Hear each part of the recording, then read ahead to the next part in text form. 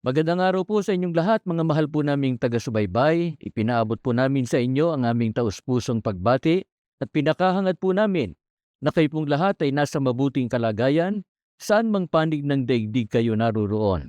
Inaanyayahan po namin kayo na samahan kami sa gagawing pagtalakay natin dito po sa programa Salita ng Diyos ang Gabay. Kami po ang makakasama ninyo. Ako po ang kapatid na Wally Taray. Ako naman po ang kapatid na Vincent Valdez. Sa mga listeners and viewers po namin, sana'y nasa maayos po kayong kalagayan.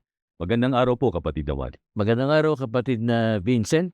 At sa ating gagawing pagtalakay ngayon ay patuloy nating aalamin o sasangguniin ang mga salita ng Diyos na nakasulat sa Biblia tungkol sa marapat na pagtataguyod ng sambahayan. Opo. Sa mga nakaraan nating pagtalakay, kapatid na Vincent, ay binasa natin sa Biblia ang mga kalooban ng Diyos na gabay ng mag-asawa tungkol sa kani-kanyang pananagutan o yung pananagutan ng lalaki at ganoon din ang pananagutan ng babae. Opo. Sa pagkakataong ito ay ang atin namang aalamin ay kung ano ang magkatuwang na pananagutan ng mag-asawa.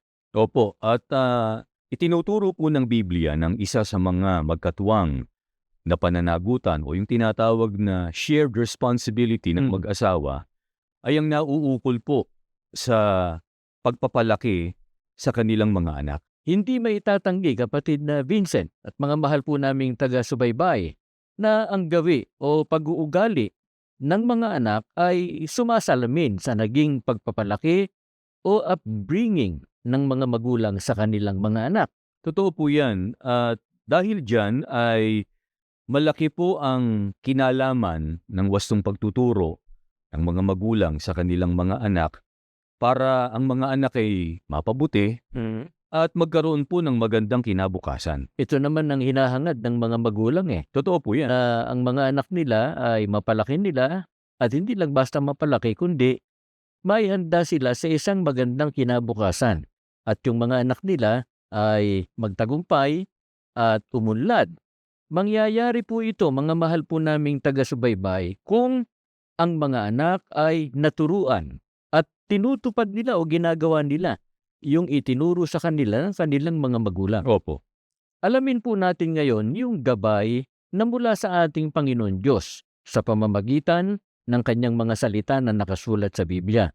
Ano ba ang pangunahing dapat na ituro ng mga magulang sa kanilang mga anak? Pakinggan po ninyo ang nakasulat sa Deuteronomio sa 6 hanggang 7 at 5. Ang mga utos niya'y itanim ninyo sa inyong isip. Ituro ninyo ito sa inyong mga anak, sa loob at labas ng inyong tahanan, sa oras ng paggawa at pamamahinga, sa lahat ng lugar at sa lahat ng panahon. Ibigin ninyo siya ng buong puso, kaluluwa at lakas. Ayon po sa Biblia, ang pangunahin na dapat na ituro ng mga magulang sa mga anak, ang sabi, ang mga utos niya'y itanim ninyo sa inyong puso, ituro anya ninyo ito sa inyong mga anak. Ang tinutukoy, kapatid na Vincent, doon sa talatang binasa ninyo ay mga utos ng ating Panginoon Diyos Opo, na pananagutang ituro ng mga magulang sa kanilang mga anak. tama po yun. Kaya ang tamang reliyon ay nagsisimula sa tahanan at ang pinapananagot ng Diyos na magturo nito sa mga anak ay ang mga magulang. Opo.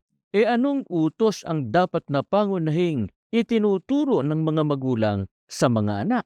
Ayon po sa ating binasa, ibigin ninyo siya, tinutukoy po ang ating Panginoong Diyos, ng buong puso, buong kaluluwa, at buong lakas. Sa makatwid, ang pangunahin na dapat na maituro ng magulang sa mga anak ay yung pag-ibig sa tunay na Diyos.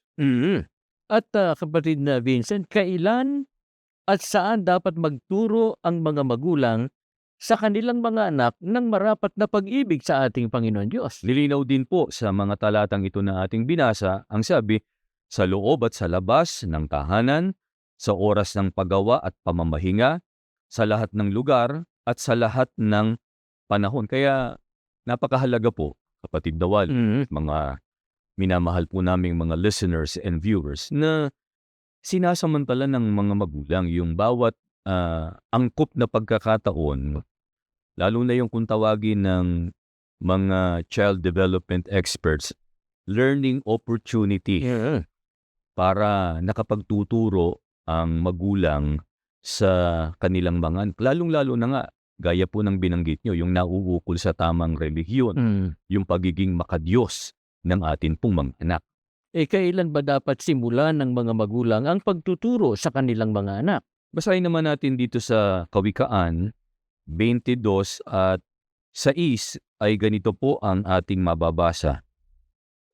Ituro sa bata ang daang dapat niyang lakaran, at hanggang sa paglaki, di niya ito malilimutan. Ang pagtuturo ay dapat na simulan habang bata pa po ang ating mga anak. Mga tuwid, ay kailangang sinisimulan ng pagtuturo dun sa tinatawag na Formative years. formative years. Yung katwiran kasi ng ibang mga magulang na pag nakagagawa po ng kapilyuhan, halimbawa, yung kanilang maliliit na mga anak at sinasaway, may iba kasi ang sinasabi, hayaan mo na anya yan, bata pa naman yan. Yung pala ay mali. Dahil sa makakalakihan nila yun yung mali na kanilang ginagawa. Bakit dapat simulan ng mga magulang ang pagtuturo sa kanilang mga anak habang mga bata pa lang yung mga anak? Ang sabi po sa ating binasa, hanggang sa paglaki, di niya ito malilimutan. Kaya yun nga, pagka nasimulan po ang pagtuturo doon sa tinatawag na formative years, at ayon nga sa mga eksperto, sa panahong ito raw na ifo-format o nabubuo yung pundasyon ng karakter at pagkatao ng isang bata. Kaya kapag ka pinalaki at sinanay po ng magulang ang anak sa tama, yun ang dadalhin niya sa kanyang pagtanda. Pero pag ang kinalakhan naman, yung kinasanayan, yung mali, hindi na ituwid, hindi ika nga ay naikorek ng magulang dun sa tamang panahon, yun din ang kanyang dadalhing pag-uugali hanggang sa kanyang pagtanda. Totoo yun. At para magawa natin ang epektibo o mabisang pagtuturo bilang mga magulang sa atin pong mga anak, ano ang itinuturo ng ating Panginoon Diyos sa mga magulang? Ganito po ang nakasulat sa Kawikaan 22 at 6 sa ibang sali naman ng Biblia. Sanayin mo ang bata sa daan na dapat niyang lakaran.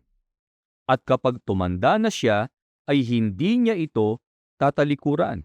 Ayon sa Biblia, para po maging epektibo ang pagtuturo at pagpapalaki ng magulang sa anak, dapat sanayin ang bata sa daan na dapat na lakaran.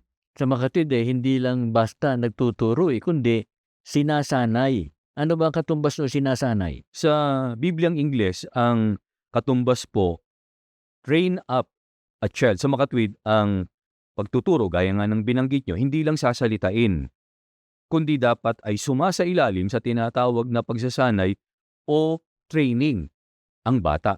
Tinitrain sila o sinasanay sila doon sa daan na dapat niyang lakaran o doon sa dapat nilang gawin na bagay na tama. Pagka sinabing training hindi minsan lang ito na pagtuturo, kundi paulit-ulit.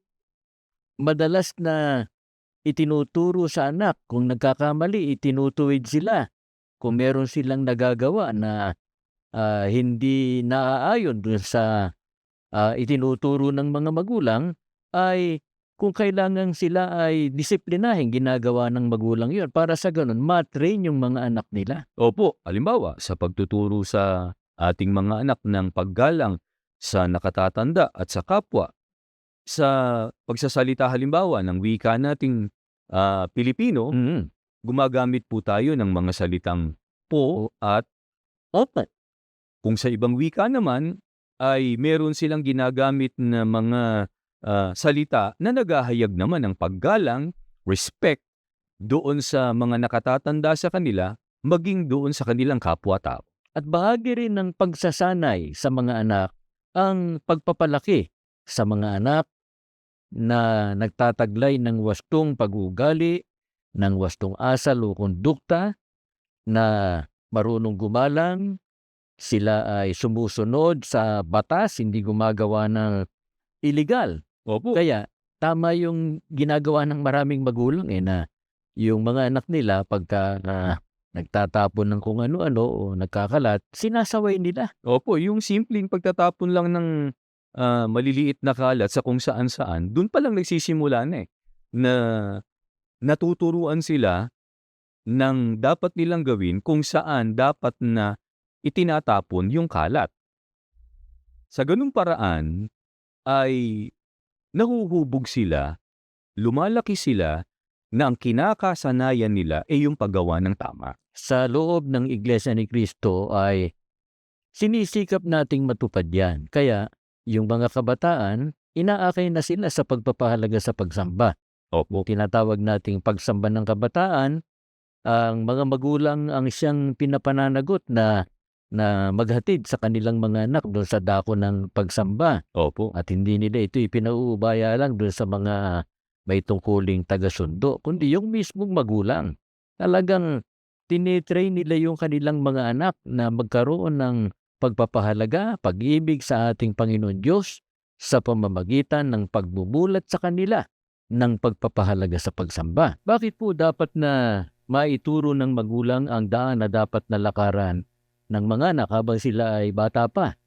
Hindi ba pwedeng hayaan na lang sila kung ano yung daan na nais nilang lakaran? Pakinggan po natin ang pahayag sa Kawikaan 14:12.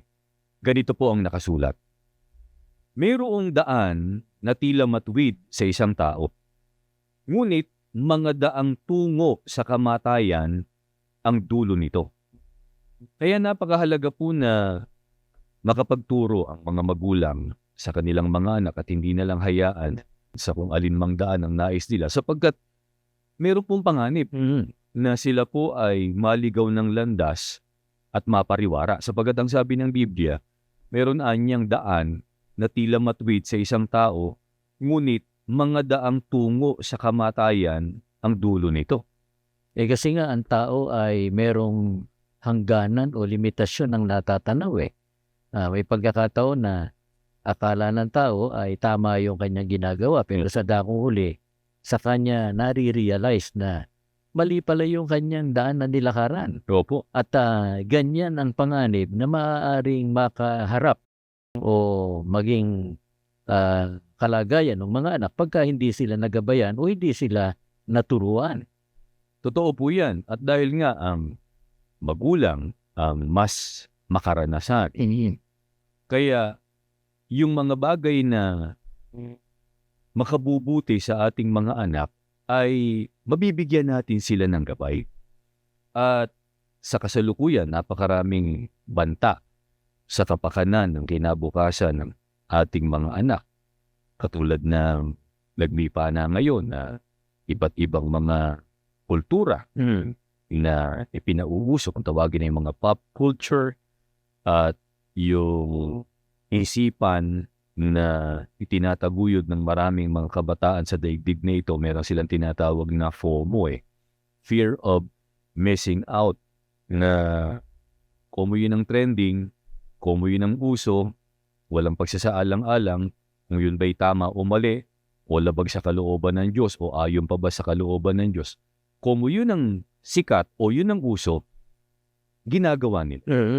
Sa hangarin nila na wag silang maiba doon sa ginagawa ng karamihan. Kaya lang kung mali naman yun at hindi ayon sa kalooban ng ating Panginoon Diyos, hindi marapat na hayaan ng magulang na yung anak nila ay magtuloy-tuloy sa ganung mga pagkakamali. Doon sa ganung mga sitwasyon, napakahalaga ng paggabay ng mga At isa pa, merong mga ideolohiya, paniniwala, merong mga personalidad sa internet na kung magpakilala ay mga influencers, mga social media personalities na nagsusulong o nagpo-promote ng mga ideolohiya o mga paniniwala na kung susuriin, ay labag po sa mga aral ng ating Panginoong Diyos na nakasulat sa Biblia. Halimbawa, yung mga nagsusulong ng abortion, nagsusulong ng pagsasama ng isang lalaki at babae na parang mag-asawa pero hindi naman ikinakasal. Cohabitation, live-in, Opo. tinatawag. At ang lalong mabigat ay yung nagsusulong na nagsasama bilang mag-asawa, yung pareho ang kanilang kasarian. Na itinataguyod naman ng mga taong kabilang doon sa tinatawag na LGBTQIA++ community. Sa maikling salita, kapatid na Vincent, ang batayan talaga o sukatan kung ano yung tama, yung salita ng Diyos o aral ng Diyos na nakasulat sa Biblia. Opo. Yan ang dapat na maging pamantayan lagi ng mga magulang na dapat na ituro sa mga anak.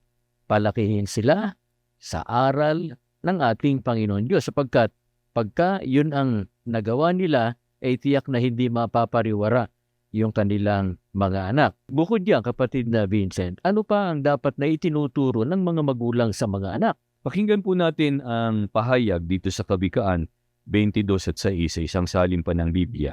Ganito pong nakasulat. Pakinggan po natin.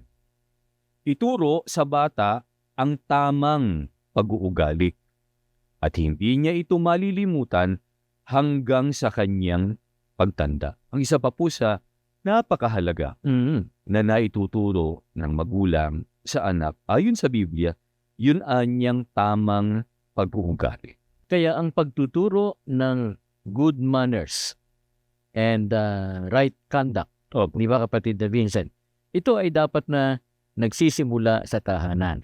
Tinuturuan ng magulang ang mga anak ng wastong pag-uugali, ng tamang kondukta. Para sa ganon, hanggang sa kanilang paglaki, yun ang kanilang daladala. Tama po yun.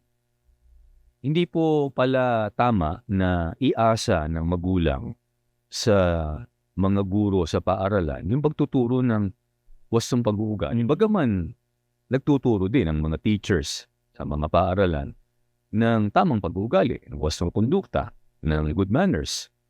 Pero, ang pagtuturo niyan dapat nagsimula sa tahanan.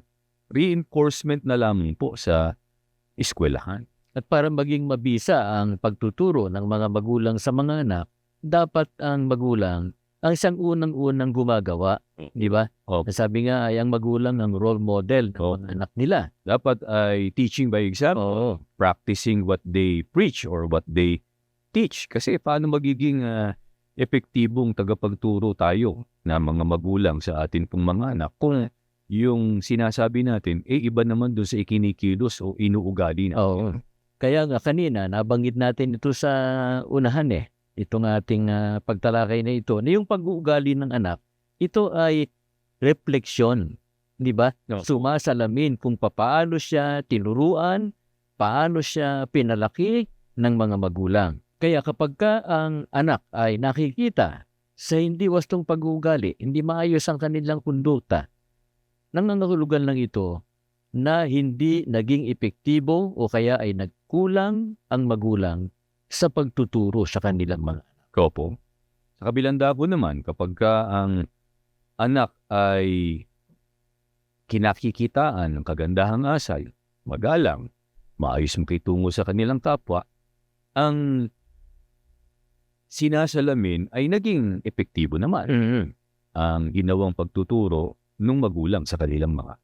Bakit mahalaga ito, kapatid na Vincent? Ano ba ang sinasabi ng Biblia na kapalaran ng mga anak na naturuan mula pa sa kanilang pagkabata ng tamang pag-uugali at tamang daan at yun ang kanilang sinunod? Sa Kawikaan 23:19 at 18, ganito po ang nakasulat. Anak, pakinggan mo ang itinuturo ko sa iyo, maging matalino ka at sundin mo ang tamang daan. At kung magkagayoy gaganda ang kinabukasan mo at mapapasa iyo ang mga hinahangad ko. Binang Biblia kapag ka pinakinggan, anak, yung itinuturong mabuting bagay ng kanilang mga magulang, sinunod yung tamang daan, ginagarantiyahan po ng mga banal na kasulatan na gaganda ang kinabukasan. Mapapa sa kanila yung mabubuting bagay na hinahangad. Kaya sa lahat po ng mga magulang na sumusubaybay sa palatuntunang ito at maging ang mga anak na inaabot ng programang ito, sana po magabayan tayo ng mga aral ng ating Panginoon Diyos o mga salita ng Diyos na nakasulat sa Biblia. Ang hangarin po natin ng ating sambahayan ay maging maligaya, maging matatag. Ang mga magulang ay maayos at maligayang nagsasama bilang mag-asawa. Ang mga anak naman ay masunuri sa mga kalooban ng ating Panginoon Diyos. Tiyak na dadaloy sa atin ang pagpapala at paglingap ng ating Panginoon Diyos. Maraming salamat po sa ginawa ninyong pagsubaybay. Inaanyayahan po namin kayo sa isang panalangin sa atin pong Panginoon Diyos. Ama naming Diyos, maraming salamat po. Muling ginamit na kasangkapan ang palatuntunang ito para magabayan ang aming mga tagapakinig at taga-subaybay ng iyong pong mga banal na salita. Amen. Pakitulungan po ang lahat ng inabot ng programang ito. Mula po sa mga magulang, maging sa mga anak. Magampanan aming mga pananagutan. Laging naituturo ang iyong banal na kautusan. At ito naman ang sundin ng mga anak sa ikapagkakaroon ng mabuting kinabukasan at kapalaran maging sa buhay pa lamang na ito, lalong-lalo na sa pagtatamo ng iyong mga pangako pagdating ng takdang araw. Pagpalain mo po ang bawat sambahayan ng iyong mga hinirang at basbasang lagi ang iyong bayan sa huling araw sa pangunguna po ng aming tagapamahalang pangkalahatan, ang kapatid na Eduardo Manalo, maging ng aming pangalawang tagapamahalang pangkalahatan, ang kapatid na Angelo Eranio Manalo. Amen. Nananalig po kami, Ama, tinanggap po namin ang lahat sa pangalan po ng aming Panginoong Jesucristo. Amen. Sumainyo ang palatuntunang salita ng Diyos, ang gabay. Maraming salamat sa inyong pagsubaybay. Nawa ang mga aral ng Diyos na ating napakinggan ang maging gabay natin sa ating pamumuhay.